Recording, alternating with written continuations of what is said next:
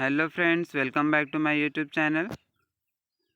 आज की इस वीडियो में मैं आप सभी लोगों को चैप्टर 9 का भाषा और विचार से संबंधित सीडीपी का क्वेश्चन जो है इसको सॉल्व कराने वाला हूं। आज के इस सेशन का हमारा सीडीपी का एमसीक्यू क्लास 13 है। ये इसके पहले मैंने 12 एमसीक्यू क्लास का वीडियो जो है वो बना दिया है चैप्टर वाइज। इस चैनल पर आपको सीडीपी का कंप्लीट नॉलेज मिलने वाला है। तो इस चैनल पर यदि आप पहले बार आए हैं तो इस चैनल को सब्सक्राइब जरूर करें और साथ ही साथ नोटिफिकेशन ऑन करके इस वीडियो को अपने सभी फ्रेंड के साथ शेयर ज़रूर करें जो भी सीटेट का तैयारी कर रहा है। तो आज की सेशन जो है आपके लिए बहुत ही ज़्यादा इम्पॉर्टेंट होने वाला है। यदि आप सीटेट का तैयारी जो है वो बार बार कर रहे हैं, बीएड या फिर डीएड किए हुए हैं, पेपर 1 पेपर 2 दोनों के लिए ये बहुत ही ज़्यादा इम्पॉर्टेंट है। यदि आप बार बार प्रैक्टिस कर रहे हैं, तैयारी कर रहे हैं, लेकिन आपको सीटेट जो है क्वालिफाई नहीं हो पा रहा है, तो आप हमसे जुड़ सकते हैं। यदि आप इस चैनल को सब्सक्राइब करते हैं तो आपके सिर्फ फ़ायदे ही फ़ायदे हैं। आपका सीटेट जो है वो बहुत ही जल्दी आने वाले जो जुलाई का एग्ज़ाम है सीटेट का, पेपर 1 और पेपर 2 किसी भी पेपर की आप तैयारी कर रहे हैं, आपके लिए बहुत ही ज़्यादा बेनिफिट होने वाला है। और ये यदि आप इस चैनल को सब्सक्राइब करते हैं तो ये चैनल जो है आपका सीटेट जो है क्वालिफाई करने के लिए बहुत ही ज़्यादा हेल्पफुल होने वाला है, क्योंकि इस चैनल के थ्रू बहुत सारे कैंडिडेट जो हैं अपना सीटेट क्वालिफाई कर चुके हैं। तो आप इस चैनल पर यदि आप पहले बार आए हैं तो इस चैनल को सब्सक्राइब करके नोटिफिकेशन ज़रूर ऑन कर लीजिए फ्रेंड्स, जिससे आपको सही कंटेंट जो है वो मिल पाए। इस चैनल पर सीडीपी का क्लास जो है वो चालू हो चुका है और इस चैनल पर लगभग चैप्टर 8 तक एमसीक्यू क्वेश्चन जो है सॉल्व करा दिया गया है। साथ में एक्सप्लेनेशन भी मैं बताते जाता हूँ। तो इस चैनल को सब्सक्राइब करना बिल्कुल ना भूलें।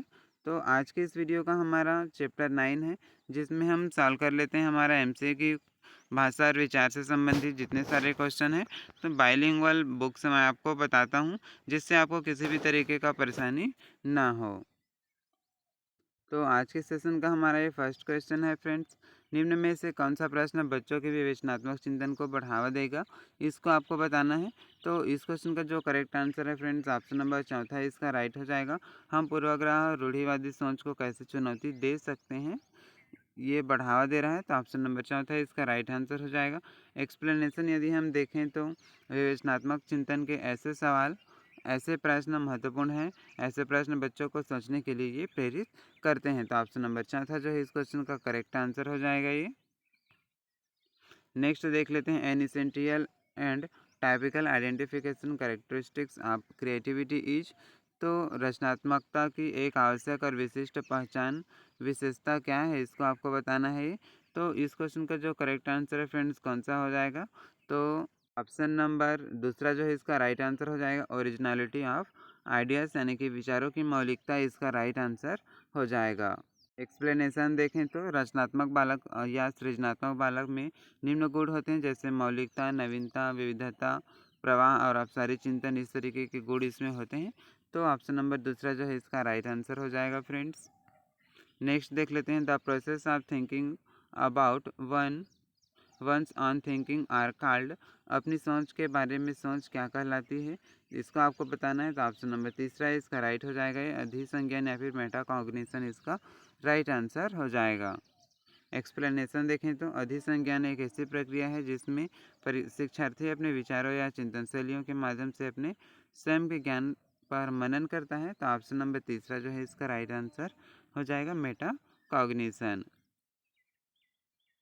नेक्स्ट देखते हैं, भाषा व सोच का विकास कैसे होता है, इसको आपको बताना है। तो ऑप्शन जो है इस तरीके से दिया हुआ है फ्रेंड्स, इसमें से आपको आंसर जो है फाइंड करना है। तो इस क्वेश्चन का जो करेक्ट आंसर है लैंग्वेज इन थॉट्स में से, इसको आपको बताना है। तो ऑप्शन नंबर हो जाएगा तीसरा, इसका करेक्ट आंसर हो जाएगा ये। एक दूसरे से परस्पर जुड़ा है क्योंकि दोनों एक दूसरे को असंख्य रूप से प्रभावित करते हैं। तो ऑप्शन नंबर तीसरा जो है इस क्वेश्चन का ये राइट आंसर हो जाएगा। एक्सप्लेनेशन यदि हम देखें तो भाषा और विचार एक दूसरे को प्रभावित करते हैं। पियाजे के अनुसार चिंतन भाषा का निर्धारण करता है।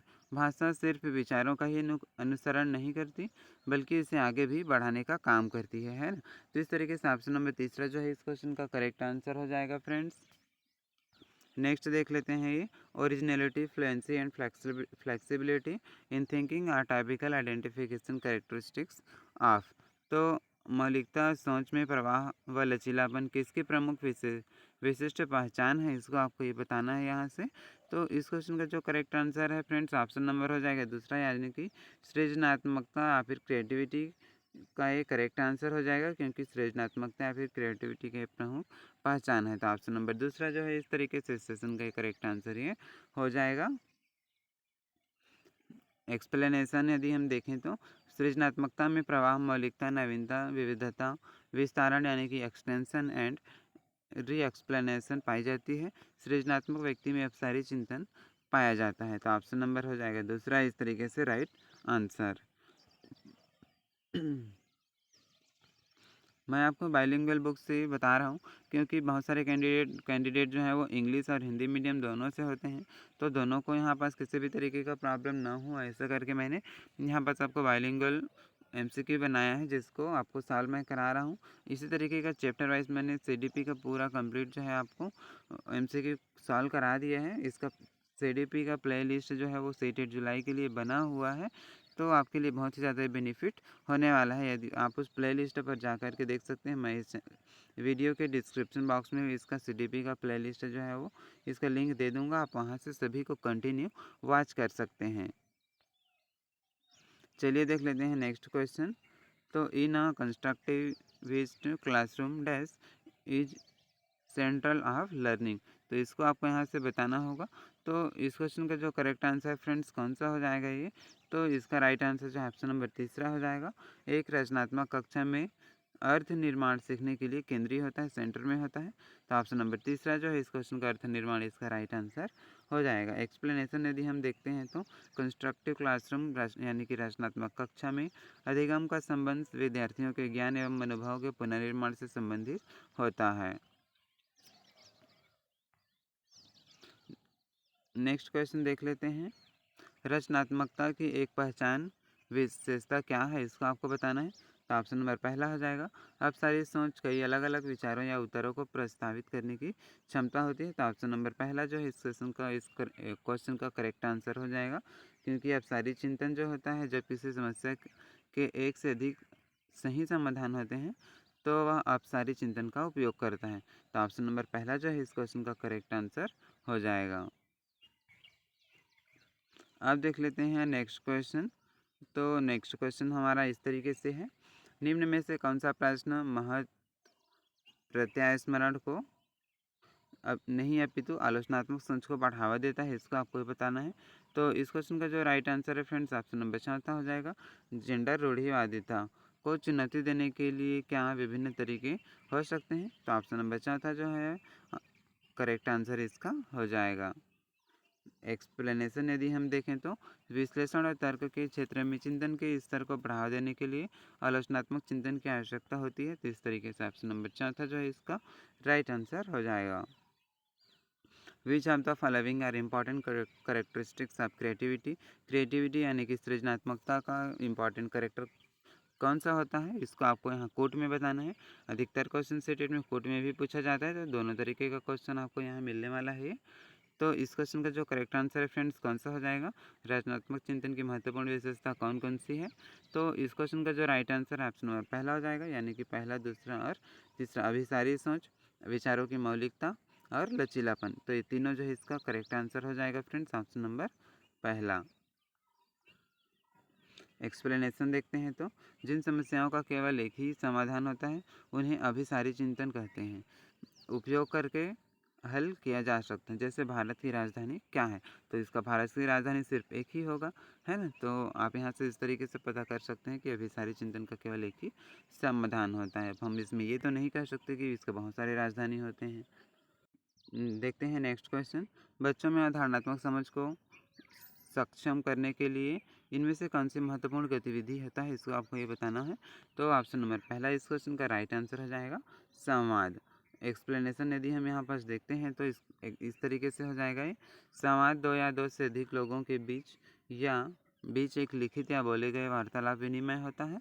संवाद से बच्चे किसी संप्रत्यय पर विचार व्यक्त करके अवधारणात्मक समझ को बनाने का काम करते हैं। तो इस तरीके से ऑप्शन नंबर पहला इसका राइट आंसर हो जाएगा।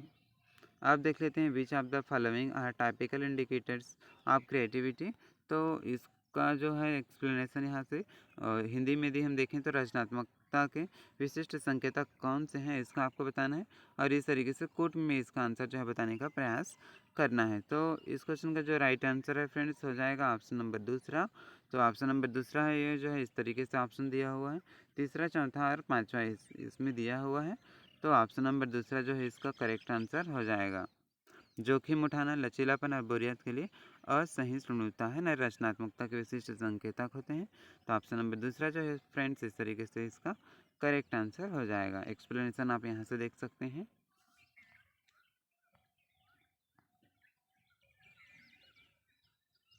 नेक्स्ट है, निम्न में से कौन सा समालोचनात्मक चिंतन करने वाले शिक्षार्थी की मुख्य विशेषता है, इसको आपको यहाँ पास बताना है। तो इस क्वेश्चन का जो करेक्ट आंसर है फ्रेंड्स कोट में आपको आंसर यहाँ देना होगा। चूँकि अधिकतर क्वेश्चन जो है सीटेट में कोट में आजकल पूछा जाता है, तो हम हर तरीके का क्वेश्चन आपके लिए लाए हैं, क्योंकि आपको सीटेट क्वालिफाई इस बार हम कराने ही वाले हैं। सीटेट जुलाई आपके लिए लाइफ का बेस्ट जो होगा।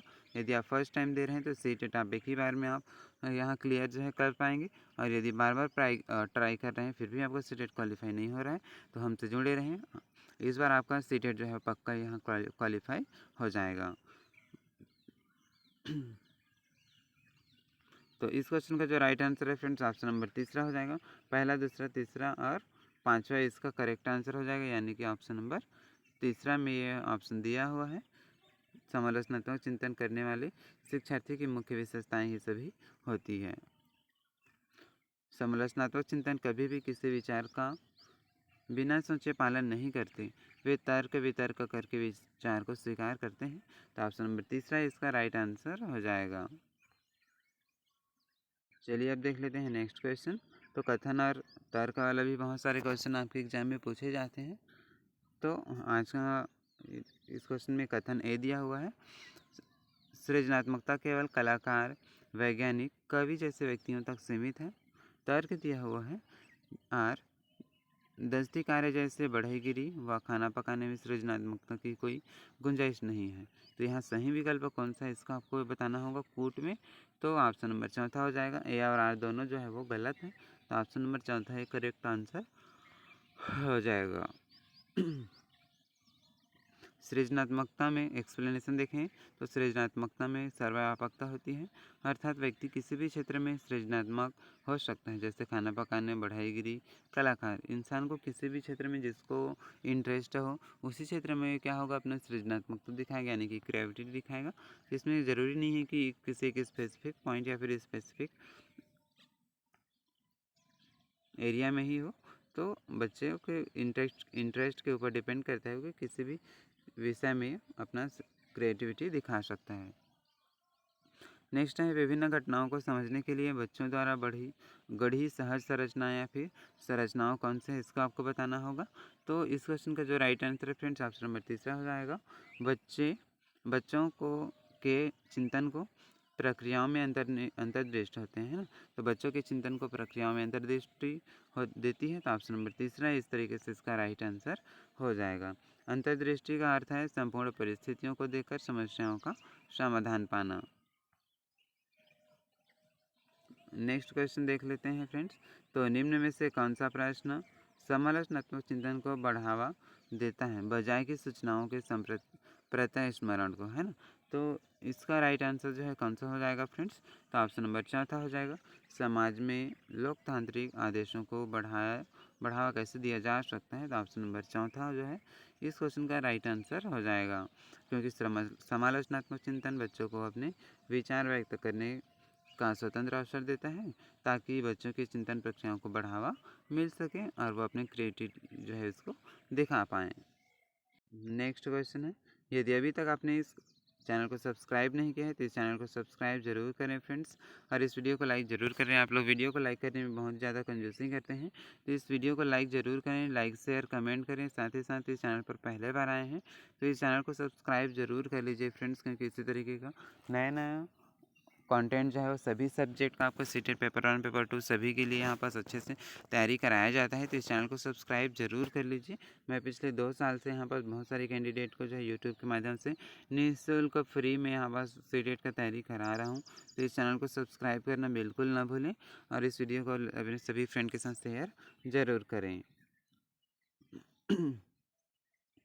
धारणाओं में लचीलापन, प्रवाहिता और धारा प्रवाहिता और मौलिकता निम्नलिखित में से किसकी प्रतिनिधिक अभिज्ञेय विशेषता है, इसको आपको बताना होगा। तो इस क्वेश्चन का जो राइट आंसर है ऑप्शन नंबर पहला हो जाएगा फ्रेंड्स, रचनात्मक शिक्षार्थी। एक्सप्लेनेशन देखें तो सृजनात्मकता में प्रवाह, मौलिकता, नवीन, विविधता, विस्तारण और पुनर्व्याख्या पाई जाती है। सृजनात्मक व्यक्ति में अपसारी चिंतन भी इसमें पाया जाता है। तो अपसारी चिंतन बोला जाए तो क्या होता है, तो आप यहाँ से इसको जो है वो इसको देख सकते हैं। चलिए देखते हैं नेक्स्ट क्वेश्चन। तो इस तरीके से हमारे पास दिया हुआ है, सामाजिक रचनात्मक परिप्रेक्ष्य के अनुसार भाषा कैसी है, इसको आपको यहाँ पास बताना होगा फ्रेंड्स। तो ऑप्शन नंबर चौथा इसका ऑप्शन नंबर पहला इसका राइट आंसर हो जाएगा। सामाजिक पारस्परिक क्रियाओं के मौके प्रदान करके अधिगम को सुसाध्य बनाने का काम करती है। तो इस तरीके से फ्रेंड्स ऑप्शन नंबर पहला जो है इसका राइट आंसर हो जाएगा।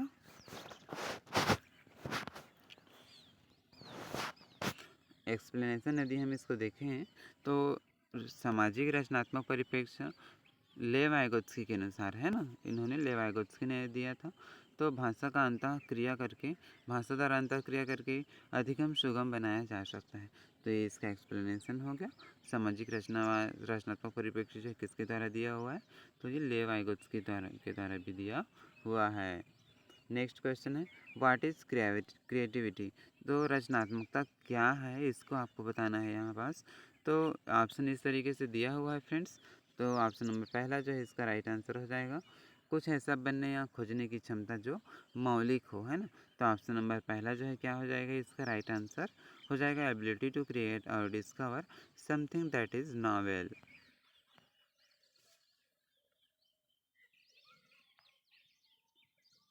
नेक्स्ट क्वेश्चन देखते हैं, निम्नलिखित में से कौन सा प्रश्न विद्यार्थियों में समालोचनात्मक चिंतन को समुन्नत करेगा, इसको आपको यहाँ बताना होगा।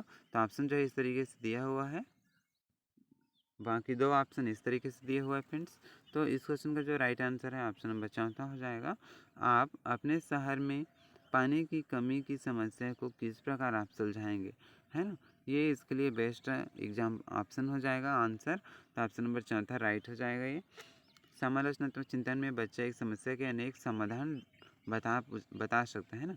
इसमें ओपन एंडेड क्वेश्चन जो है इसमें पूछे जाते हैं। तो इस तरीके से क्या हो जाएगा, ऑप्शन नंबर चौथा इसका राइट आंसर हो जाएगा। अब देख लेते हैं आज के सेशन का हमारा लास्ट क्वेश्चन। चूँकि यहाँ पास आज के सेशन में मैं आपको सिर्फ 20 क्वेश्चन ही आपको सॉल्व कराने वाला हूँ फ्रेंड्स, क्योंकि कुछ काम होने के कारण आज के सेशन में 20 क्वेश्चन सॉल्व कराऊंगा, जबकि पिछले सारे वीडियो में मैं आपको 30 क्वेश्चन इसमें सॉल्व कराता था सीडीपी का।